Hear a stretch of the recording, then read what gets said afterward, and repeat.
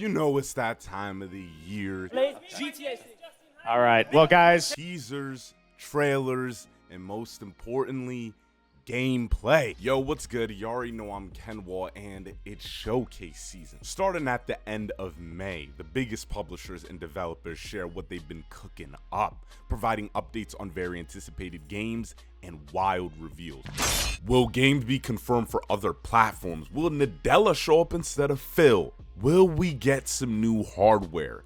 With the rough year Xbox has had so far, this makes me even more excited for this showcase. In my last video, nobody from the big three announced the showcase, but now Xbox has come out and we are only a few days away. Compared to Ubisoft showcase, Xbox is going to be much harder to predict due to the amount of games that Xbox has. This is going to be Xbox's biggest showcase because it's Xbox, Bethesda, and Activision and Blizzard. Or it could be a whole lot of CG trailers. You just never know. That's why I say expect the unexpected. So without any further ado, let's get into it. Before we begin, allow me to give you a friendly reminder to like this video, and if you end up enjoying it here at my channel, know that I keep you up to date with the latest open world game news, superhero games, video essays like the one you're watching right now, other links in the description box below. Thanks, crew. All right, let's address the elephant in the room.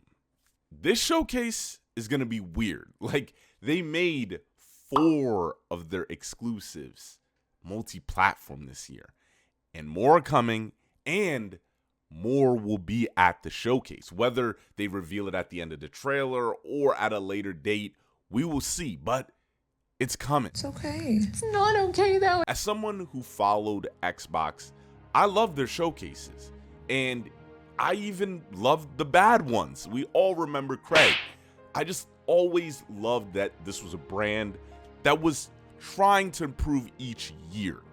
But this year, and unfortunately going forward, I don't think that'll be, because there's no more brand.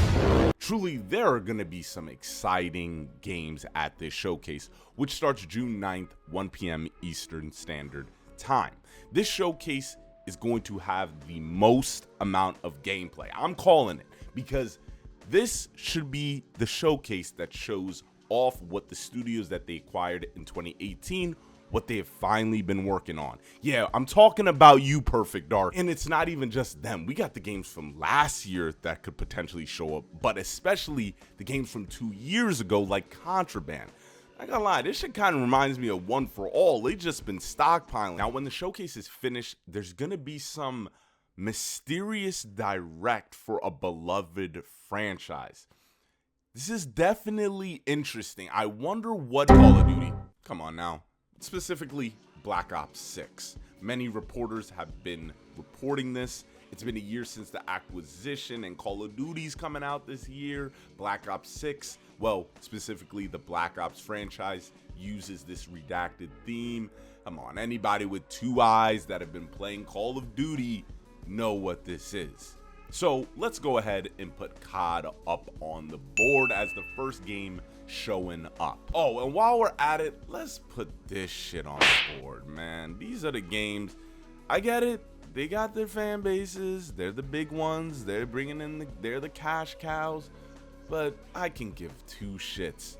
Sea of Thieves, Overwatch, Minecraft, Fight Simulator, Elder Scrolls Online, all that. You guys got it. You guys got it. I ain't knocking the games, but yo, come on. With these showcases, that's not what I came here for. My next pick is Stalker 2. It's going to be releasing soon. In this open world immersive sim, you'll be trekking through the exclusion zone. The story details are limited. All we know is that it's non-linear, and you're going to be playing as a character named Skiff. Since the game hasn't gotten delayed yet, and on the Xbox site it says it's releasing this year, they gotta show something. I'm gonna follow up Stalker 2 with State of Decay 3. The first and only trailer we got for this game was 3 years ago. 3 years ago, you know, that was COVID. Bro, that was some wild times. The good news is, at least from what I've seen, there hasn't been any significant development issues. And in 2022, Phil Spencer said he's been playing it himself. So, come on, it's time. let's put it up on the board. This will be the show opener. Gear 6, the last flagship Xbox IP that hasn't been completely bastardized, will make a return. The Coalition has been pretty quiet. They were working on an original IP, but we live in an age where billion-dollar companies prefer 11 movies of the same thing or reboots. Pretty much all the credible leakers have heard that it will be showing up. Even the dude who plays JD. Some even teased that the graphics will be better than Hellblade 2. A few videos ago, I went back to play Gears 5 in. That game is so safe. Like, Gears 6, please don't play it so safe and bring back some horror. That's all I want. But let's go ahead and put Gear 6 up on the board. With Indiana Jones scheduled for this year and no release date, you know what we gotta do. Indiana Jones and the Great Circle is being developed by Machine Games. Quick sidebar, we gotta get that Wolfenstein 3 after Indiana Jones, because I didn't forget about that shit y'all pulled after New Colossus. God damn, that was some nasty work. Set between Raiders of the Lost Ark and The Last Crusade, you set out to uncover the secrets to an ancient power connected to the Great Circle. This game will mostly be first person, but it will have third person elements. With Avowed in this game coming out at the end of this year, unfortunately, I feel like one of them's gonna get cut.